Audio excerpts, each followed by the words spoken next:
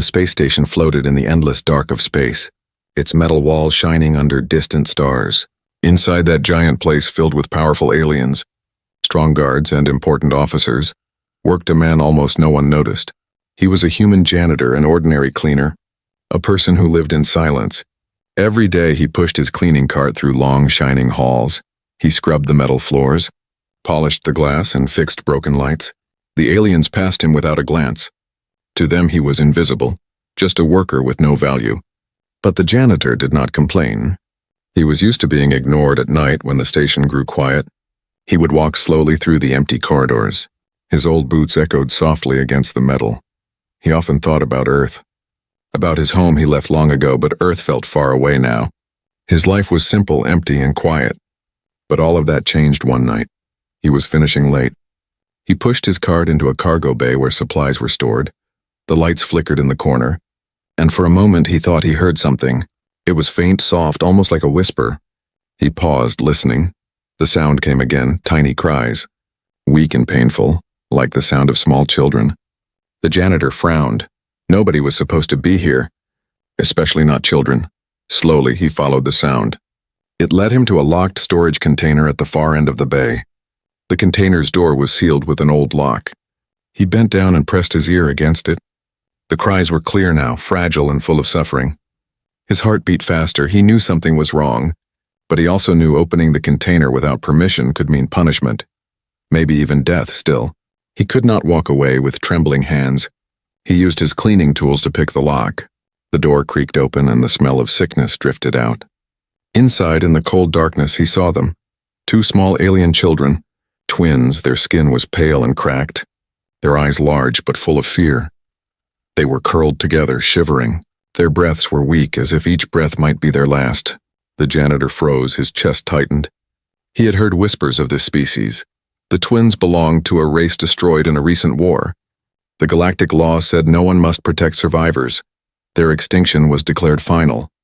If anyone dared to help them, death awaited. But these were not enemies, not soldiers, not criminals. They were only children, weak and innocent. Their little hands reached out as if begging for life. Tears welled in the janitor's eyes. He could not leave them here to die. "Don't worry," he whispered softly.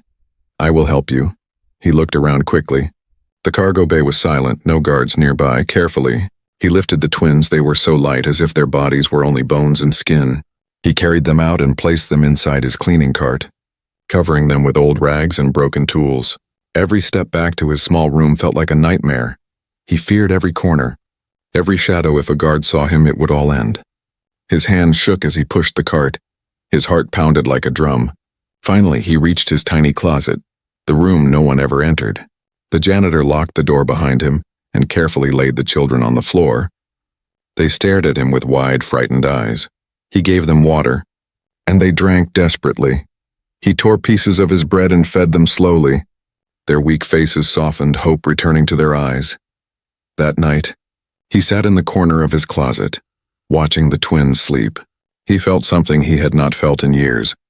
His life had been empty, but now suddenly he had a purpose. He was not only a janitor anymore, he was a protector, but fear grew heavy inside him. The galactic law was merciless. If the aliens discovered what he had done, he would not only be executed, but the twins would be destroyed too. He knew he had entered dangerous ground. The janitor closed his eyes, listening to the soft breaths of the sleeping children. For the first time in a long time, he whispered a promise to himself. "I will not let them die, even if the whole galaxy stands against me."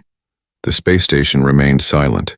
The stars outside continued to shine, and deep inside the janitor's closet, a secret was born, a secret that could change everything.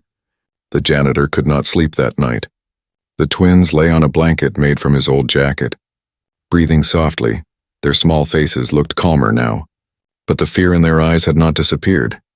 Every time the janitor closed his eyes, he saw them again, weak, starving, abandoned. He felt anger rise in him, not against the children, but against the cruel law that wanted them gone. In the morning, the station came alive again. Alarms rang, machines roared, and aliens filled the halls. The janitor pushed his cart as usual. Acting calm, he cleaned floors, replaced light panels, and nodded silently when officers passed by. but inside his chest, fear burned. He kept thinking, what if someone searched his closet? What if someone heard the twins' coughs? When he returned to his room during his break, the children woke. Their thin fingers clung to his hand as if they trusted him already. They did not speak his language, but their eyes begged for help. He brought them more bread, dipping it in water so it was soft enough for them to eat. They chewed slowly, weak but determined. The janitor sat close and whispered, "You are safe here." His words were simple, but his heart carried the weight of a dangerous promise. That day he decided to learn more at night. When the station grew quiet again, he searched through old files he had once been ordered to clean and throw away. He found broken data pads, forgotten news screens, scraps of reports. Slowly, piece by piece, he learned the truth. The twins' people were once peaceful. They had farms, songs, families, and great cities, but war came, and stronger empires destroyed them. The Galactic Council declared them dangerous even though they were already broken. To protect galactic order, the Council wrote a law. No survivor of their kind may live. The janitor stared at the words, his hands shook with anger. How could they call children dangerous? How could they call extinction justice? He looked at the sleeping twins again, so small and fragile, and he knew in his heart the Council was wrong. But a shadow of fear entered his mind. Helping them meant death, not only for him, but maybe for anyone who spoke with him. One word, one mistake, and the inspectors would drag him away. The children would vanish, erased as if they never existed. That night, the janitor paced in his closet. His heart pulled in two directions. One path was safety. He could leave them, pretend he never saw them. Another path was danger, protecting them with his life. Every second, the choice grew heavier. Then one of the twins coughed, a deep, painful sound that echoed in the small room. The janitor rushed to them. They opened their eyes, glassy with fever. Their small hand clutched his shirt. In that moment, the choice became clear. "I will not abandon you," he whispered. No matter the law. From then on, his life changed. Every step he took on the station was a risk. He stole small food portions from the kitchen when no one looked. He carried extra water bottles in his cart. He smuggled medicine he found while cleaning the infirmary. His hands trembled each time, but he did it. The children grew a little stronger. They tried to copy his words. They pointed to water and said water. They looked at bread and whispered bread. Their voices were weak, but hearing them speak made the janitor's chest fill with pride. But danger was never far. Strange orders spread through the station. Soldiers marched in tighter patrols. Loudspeakers warned against harboring illegal life. Rumors ran through the workers. Inspectors were coming. One evening, the janitor overheard two guards talking. "They say survivors are still hiding," one guard said. "The council won't forgive that. They'll search every corner," the other replied. "If anyone is helping, they'll burn for it." The janitor's stomach turned to stone. He pushed his cart away, hiding his shaking hands. That night, he locked his closet door tighter. His mind raced. He knew the twins were not safe here forever. He sat on the floor beside them. They slept close together. Breathing softly, he whispered to himself, "I am only a janitor. I am no soldier, no engineer, but if I do nothing, they will die." His eyes moved to the broken tools scattered across his small table. Wires, old batteries, scraps of metal he had collected over the years. He remembered how their breathing sometimes sounded painful, shallow. They needed more than food and water. They needed something greater. An idea grew inside his mind. Dangerous but powerful maybe, with the knowledge from the machines he fixed. He could build something for them. Something to help them breathe. Something to keep them alive. The janitor closed his eyes and made his choice final. He would risk everything. He would fight the law. He would not let the galaxy decide who deserved to live. As the station lights dimmed to night cycle, the janitor whispered again, but this time not in despair. This time his voice was firm, strong, almost defiant. "You are mine to protect now," he said, "and I will not fail you." In the silence of the closet, the twins stirred in their sleep. The janitor watched them, his eyes burning with both fear and hope. He had stepped onto a forbidden path, and there was no turning back. The janitor's life had turned into a game of shadows. By day, he was the same invisible man, pushing his cart, wiping the shiny walls, fixing the broken machines. No one cared about him. No one looked at him twice. But by night, he became something else, a guardian of a secret, a protector of two lives that the galaxy wanted erased. The twins were getting stronger. Their eyes no longer looked empty. They ate the bread he brought, drank the water he carried, and whispered small human words with shy voices. Water, bread, and sometimes even safe. Every word filled the janitor's chest with warmth, but every cough or cry reminded him how fragile they still were. He worked harder now. His cart was no longer just for cleaning. Beneath the rags and broken tools he kept hidden food packets, stolen medicine, and scraps of wire and metal. Each day he risked more, and each night he whispered promises to the sleeping children. But whispers of danger were spreading across the station. The janitor heard guards speaking in hushed tones. The inspectors are coming soon. They will check every room. No one will hide from them. Those words clung to his mind like poison. The janitor knew he had little time. He needed to be careful. But every day something seemed closer to breaking his fragile secret. One evening, while cleaning the dining hall, he noticed a worker staring at him. The worker's eyes followed his cart too long. The janitor felt sweat on his neck. He smiled weakly, pretending nothing was wrong. But inside he knew suspicion had begun to grow. That night, back in his closet, he told the twins to stay quiet. He pressed a finger to his lips, showing them silence. They nodded, their wide eyes full of understanding. The janitor sat in the dark for hours, listening for footsteps outside. Every sound in the hallway made his heart race. The danger grew worse when one of the children nearly gave them away. He was carrying them food one night when one of the twins, still learning human words, whispered, "Thank you." Just as a worker passed by, the sound was soft. But the janitor felt his blood turn cold. He coughed loudly, kicking his cart to cover the noise. The worker frowned, then shrugged and walked away. The janitor exhaled slowly, his hands shaking. That night, he held the twins close and whispered, "You must stay quiet, or they will find you." The twins nodded, but fear filled their little faces still. The janitor's heart did not give up. He began using his scraps of wire, broken machine parts, and old filters. He worked late at night, crafting something small but powerful. He remembered the way their breathing sometimes rattled. Shallow and painful, he thought. If I can build something to help them breathe better, maybe they can survive longer, but danger was never far. One day, as he cleaned the officers' hall, he overheard a chilling announcement from the loudspeakers. All workers must report unusual sounds, movements, or gatherings. Anyone hiding forbidden life will be punished by death. The janitor kept scrubbing the floor, his face calm, but his heart pounded. He felt eyes on him, suspicion around him. He pushed his cart away, praying no one could see the fear in his eyes. Later that night, as he returned to his closet, he froze. The door to his room was slightly open. His stomach dropped. He pushed the cart quickly, throwing it aside, and rushed inside. The twins were hidden, curled under the blanket safe. But someone had been here. The tools on his table were moved. The bread pieces were scattered. The janitor's heart thundered. Someone had searched his room. Someone new. He sat in silence, staring at the door. His mind raced. Who could it be? A guard, a worker, or maybe someone curious. He did not know. But he understood one thing. He was running out of time. The next morning, the station buzzed with rumors. Inspections tomorrow. Every room, every corner. The janitor walked through the halls, his cart rattling, but his mind was on fire.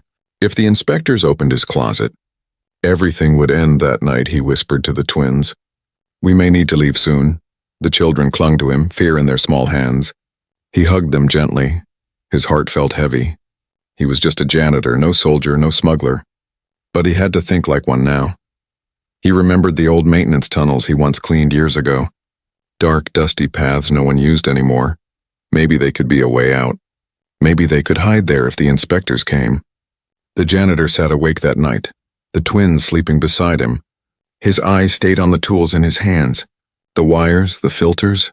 He worked silently, crafting, building, hoping to create the thing that could give the children more time. But outside his closet, footsteps echoed more often. Shadows lingered longer near his door. The walls of the station seemed to whisper danger. And as the night grew colder, the janitor knew one truth: his secret was no longer safe. The shadows were moving closer, and soon someone would open the door. The janitor sat in his closet, the dim light flickering above him. His hands were covered with grease and dust. In front of him lay a small pile of machine scraps, broken wires, old filters, and pieces of metal he had stolen during his cleaning rounds. To anyone else it was junk, but to him, it was the only hope the twins had. The children slept on his jacket, their breathing uneven. Each shallow breath cut into his heart like a knife. He knew the truth, food and water were not enough. Their lungs were too weak. The thin air of the station was poison to them. If nothing was done, they would fade away. He whispered to himself, I fix machines every day. I clean their parts, I know how they work. Maybe I can make something to help. The thought was dangerous. He was no engineer, no scientist, he was just a janitor. But he also knew that no one else would try. If he failed, they would die. If he succeeded, maybe, just maybe, they would live. Every night after the halls grew silent, he worked. He used his mop handle as a tool, bent wires into shapes, pulled small fans from old vents, and tested filters stolen from broken air machines. His hands shook, his eyes burned with lack of sleep, but his heart would not let him stop. He built in silence, always listening for footsteps outside. Every knock of his hammer was soft, every spark hidden. The children sometimes woke and watched, their wide eyes filled with curiosity. One of them pointed and whispered, "Safe." The janitor smiled weakly, but his chest felt heavy with fear. Days passed and the station grew restless. Patrols increased, doors were checked. Rumors of inspections filled the halls. The janitor moved carefully, always hiding the stolen parts in his cart, beneath the dirty rags and buckets. Pieces of life-saving machines traveled with him through the station, unseen by the guards, but every step was a risk. One afternoon, a soldier stopped him. Peering into his cart, the janitor's heart nearly froze. The soldier frowned at the pile of broken wires. "Why do you carry this junk?" he asked. The janitor bowed his head and muttered, "Maintenance order. Old vents need cleaning." The soldier grunted, uninterested, and waved him away. The janitor pushed the cart quickly, sweat dripping down his back. He realized how close he had come to losing everything. Back in his closet, he locked the door and worked faster. His plan was simple in his mind, but hard in reality. He wanted to build artificial lungs, something small the twins could wear on their chests, machines that could clean the air, machines that could give them life night after night. The closet echoed with soft clicks and scratches. The janitor bent metal plates, attached filters, and connected wires. He whispered to himself constantly, "This must work. It must work." The children began to understand what he was doing. One of them touched the half-built device and whispered, "Breathe." The word was broken but clear. The janitor's throat tightened. He nodded and said, "Yes, breathe," slowly. After endless nights of work, he created 2 small devices. They were rough, heavy, and ugly, but they were real. 2 artificial lungs built from trash and forgotten parts. He strapped the first one onto one twin, turned the machine on, and held his breath. At first, nothing happened. Then slowly the child's chest rose, deeper and steadier than before. The sound of their breathing changed. Stronger, clearer. The child opened wide eyes, took another breath, and whispered, "Safe." The janitor covered his mouth, tears welling in his eyes. He quickly placed the second device on the other twin, and again the air filled their weak lungs. They both sat up, breathing better than they ever had since he found them. For the first time, hope filled the closet. The janitor laughed softly, though his eyes were wet. "You will live," he whispered. "I promise you will live." But the moment of triumph did not last. Outside the closet, the station was changing. Strange orders echoed through the speakers. Guards searched more often. Workers whispered that the inspector was already on the way. The janitor knew the time of hiding was ending. That night, as the twins slept with the machines humming on their chests, the janitor sat with his back against the door. He thought about the tunnels beneath the station, the secret paths no one cared about. If the inspectors came, he would have to move the twins there. His hands were sore, his eyes burned with exhaustion, but inside his chest a new strength was born. He had built life with his own hands. He was still just a janitor, but now he was also a maker, a fighter. He whispered into the dark, "The shadows are closing in, but I will not give you up." Outside, the footsteps of soldiers grew louder. The air felt heavy with danger. The janitor tightened his grip on a wrench, ready for whatever came next. The space station felt different now. The air was colder, the lights sharper, and the sound of boots echoed through every corridor. Soldiers moved in tight formations, scanning walls, scanning workers. Everyone whispered the same name, the inspector. The janitor had heard of him before. He was not just a guard or officer, he was a hunter, sent by the Galactic Council to find the things that should not exist. Rumor said he could smell lies, that his eyes could see through walls. Wherever he went, secrets died. The janitor pushed his cart through the halls, pretending to be the same invisible worker. His hands gripped the handle tightly. His cart rattled as if it knew his fear. The twins were hidden safely in the closet, breathing softly with the artificial lungs he had built. But his heart felt as if the inspector could already hear them from across the station. Everywhere he went, workers whispered, "The inspector arrived this morning. He has already questioned officers. No one can hide from him." The janitor kept his head down, scrubbing the floors, but inside his mind burned with panic. That night he returned to his closet, locking the door behind him. The twins looked at him with wide, trusting eyes. The machines on their chests hummed softly. Their breaths were stronger, deeper. But the janitor's relief was crushed by fear. "They will come here soon," he whispered. "We must be ready." The next day, the inspector's presence was felt everywhere. He was tall, cloaked in black armor, his face hidden behind a mask with glowing red lenses.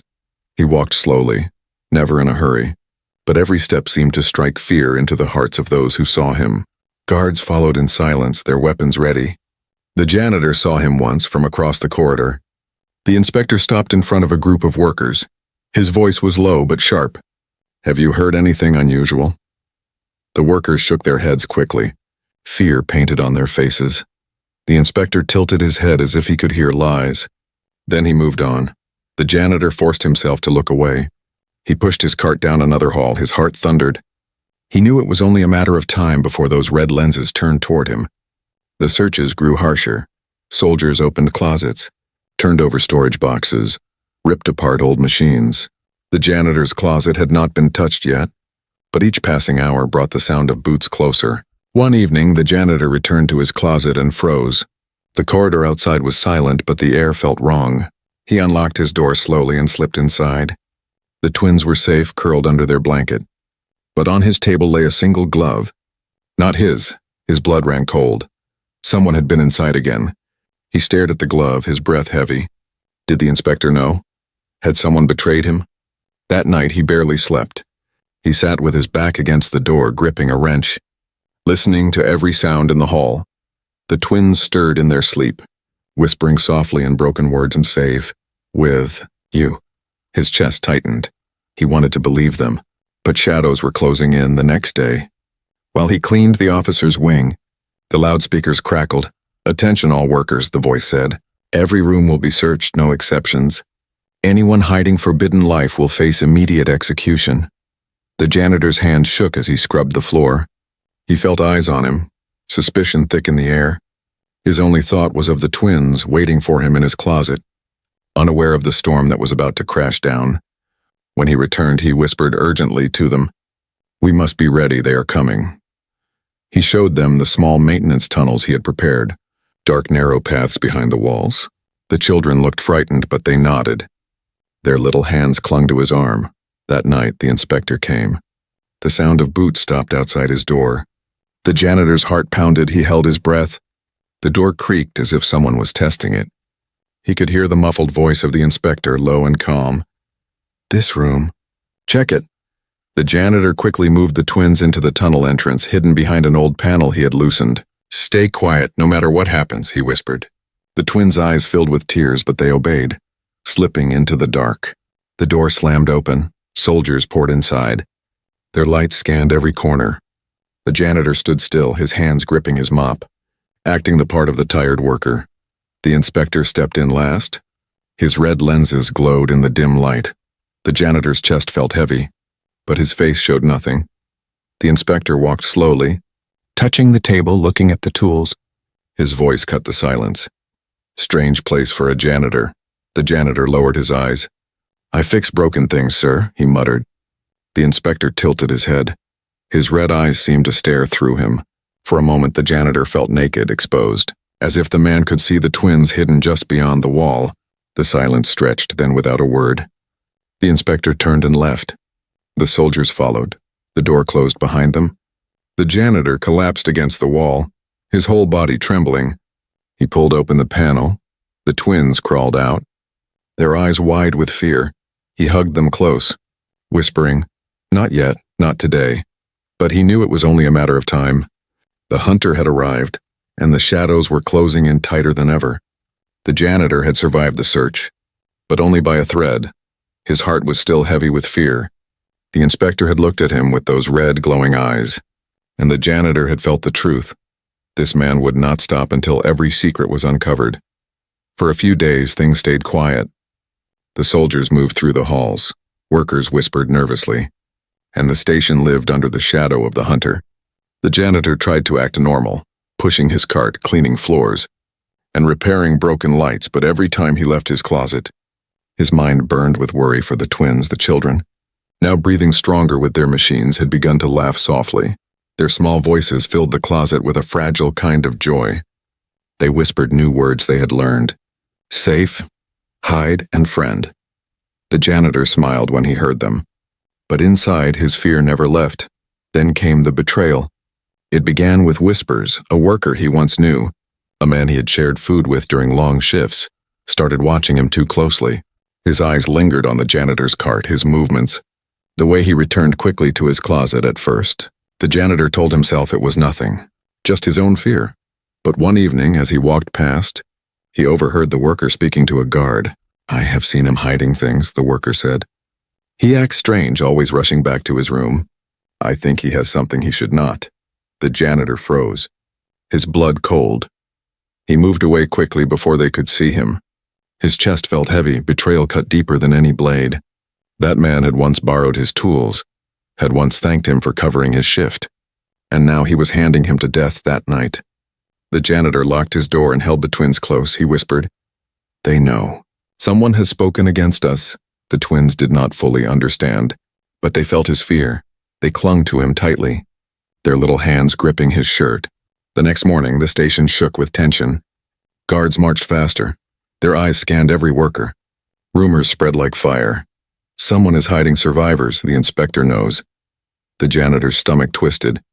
He knew the net was closing around him later that day. Footsteps stopped outside his closet, voices murmured.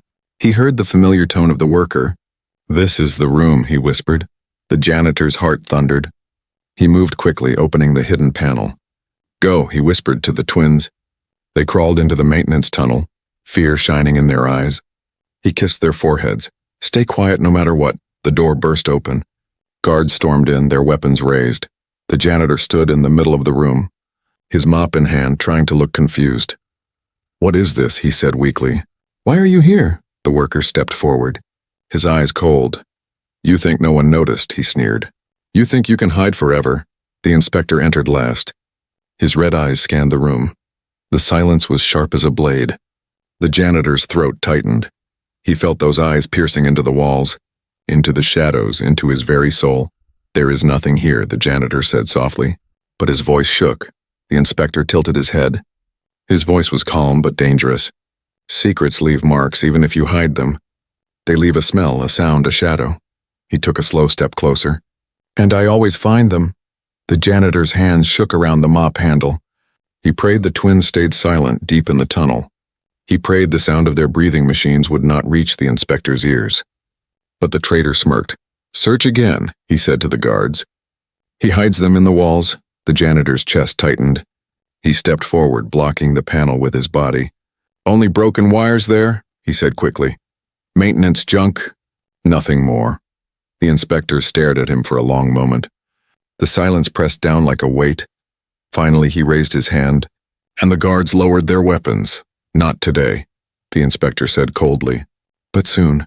His red eyes burned into the janitor's. Then he turned and left.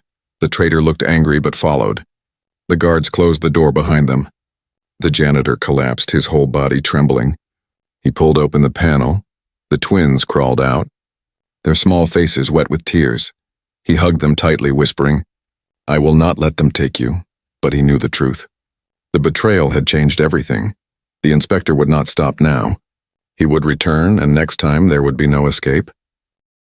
The janitor sat in the dark. His mind racing, he thought of the tunnels, the docking bay, the ships that came and went.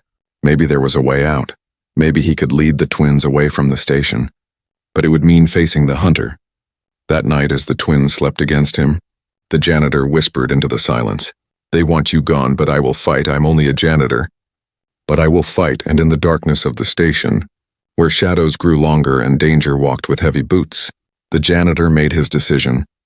He would not wait for death to come. He would take the twins and run, even if the whole galaxy stood in his way. The janitor knew time had run out. The betrayal had lit a fire under the inspector. The soldiers were searching harder now. The walls themselves seemed to whisper danger. Every shadow felt like an enemy, every sound like a threat. If he stayed, the twins would be found, and if he ran, he would face the hunter himself. He chose to run late one night. When the station's lights dimmed into their sleep cycle, the janitor moved quickly. He packed what little food and water he had, wrapped the twins in blankets, and led them into the dark maintenance tunnels. The small devices on their chests hummed softly, helping them breathe.